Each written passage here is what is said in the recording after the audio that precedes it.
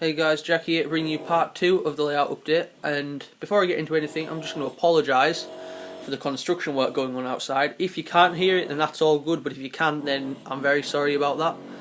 But yeah, I don't think it's going to be stopping for a while soon, so I can only apologise for that and just crack on. If you remember, in the end of the first part of the update I showed you I told you about some new arrivals that were going to be coming soon, so I'll talk to you about them now. The first one was a DAF XF by Oxford Diecast. It was announced in their July to October product range last year.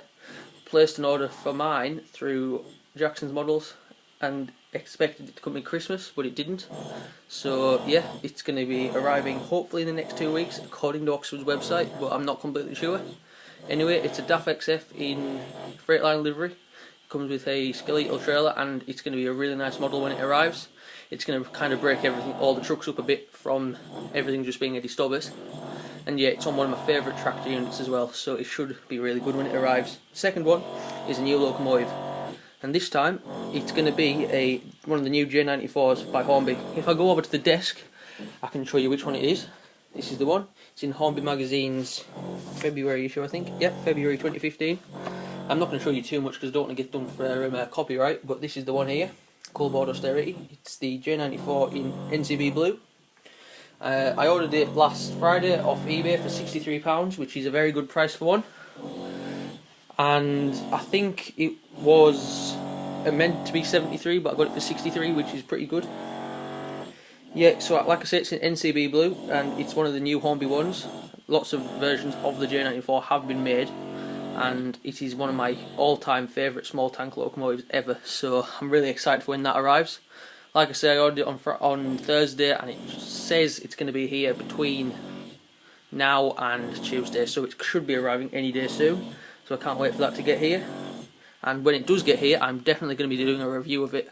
I haven't done a review for a while, so when that gets here it should be a really good one to review, so watch out for that. I've just noticed the construction work seems to have stopped for a moment now, so that's all good. Oh no, it's started again, never mind. Right, one other thing I have been doing is organising my storage under the board for a bit. I've just packed everything into these shoe boxes here. As you can see, there's definitely no preference towards any brand whatsoever here, but yeah, like I say, I've got everything packed into boxes. I think on the top one I've got kind of like older style rolling stock, like for heritage railways. There in the middle one I've got scenic items, and in the bottom one I've got scenic items as well. That's not, well, it probably will stay like this, but eventually once I get the layout finished I do want to put kind of like a black curtain or something around here to hold it all in and tidy it up even more. But like I said, I have to do that when the layout is finished. Now one thing I have had a bit of a problem with is the bus stop area. If you remember rightly, there was going to be the bus stop, here it is, and it was going to sit in this area here, but unfortunately when I put a bit of wood in there, as you can kind of see where all the glue's dried up, but I cut a bit of wood, put it in there, glued it down in the morning and expected it to have dried by the afternoon, and when I came in it all warped and it bent upwards from the middle, so it was kind of like curved and it really didn't look right and it wouldn't fix either, so I just had to get rid of it. So yeah, what I've decided to do is get some of the Metcalfe self-adhesive slabs and use them to rectify the problem. When I do get the Metcalfe slabs, I am going to be removing all of this pavement here, so all of this up here on both sides of the road and in the station car park as well. I have eventually painted that, by the way, and it turns out as soon as I've painted them I'm going to be getting rid of it, so what can you do, eh? But anyway, I'm going to be getting the Metcalfe slabs and they're just going to go along here, along there, and I'll be filling in this area with them as well, so that should be good. The Metcalfe slabs, I think they're quite cheap and they do cover a complete area of A3 paper, so it should be really good and a really cost effective method of completing my pavements and making them look better than they already do as well. So that is again something I need to buy. Second one is I made some figure stands. These little men here by Bachman Scencraft, they're very good, but they're quite hard to stand up, so I got some clear plastic, as you can see. Well, I think you can see, and anyway I just super glued them onto there, and as you can see they are completely see-through. I thought they were going to frost over, but they haven't, but yeah, So as you can see, I've just stuck them on there, and now they all stand up without fear of falling over, which is always a good thing. Also, I've attempted to do some cab detail painting. I was originally going to do it on the Tornado here, but it's quite hard to see the detail on this one because it's quite a deeply recessed cab and the detail isn't very much, and there isn't much detail there, I mean. So I decided to do it on this little Hornby Midland tank instead. As you can see, there we are. I've done the regulator in red with a silver tip on the end, and all the other pipe work and smoke box door has been done with silver, and the little gauges above there have been done in white. Quite simple, but I think it does bring this small loco to life really well. I mean, it's simple, but this one is actually a really nice example of the model. But yeah, so that was quite a good one.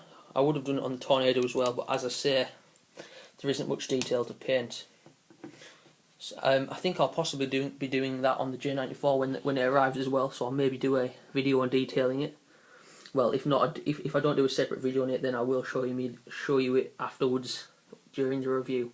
So yeah, I think you can kind of get a look into the Tornado's cab there, and you can see that there isn't anything like regulator levers or anything to paint. So leave your thoughts on that. Only other thing is the BRS wrecker over by the garage.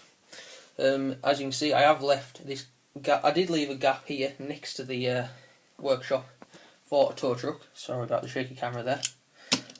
I was going to buy one of Oxford Diecast's modern Scania or DAF wreckers, but my brother had one of these BRS ones by Corgi, and I thought it was really nice, so he's let me use this for now until I get my own. I think it's a Scammell wrecker. I'm not completely sure. I'm pretty sure it's a Scammell, but I don't know what model. And as you can see, it's in the BRS rescue livery, and even though this would probably have been used around the 1980s, a few tow truck firms do still use older style tow trucks, as they do have a bit more power. But yeah, so this is a really nice model, as you can see. BRS rescue livery, and next to it, parked up here where the bus stop will go, I've just got my BRS truck rental Ford Transit also by Corgi. So yeah, that is all for this layout update. If you like what you see, then don't forget to like, comment and subscribe. I should have a video coming up tomorrow of a truck show I'm going to, a classic truck show I'm going to, so be sure to look out for that soon, and I will have the J94 review hopefully in the next 2 weeks. So thanks for watching, take care, and I'll see you next time. Bye.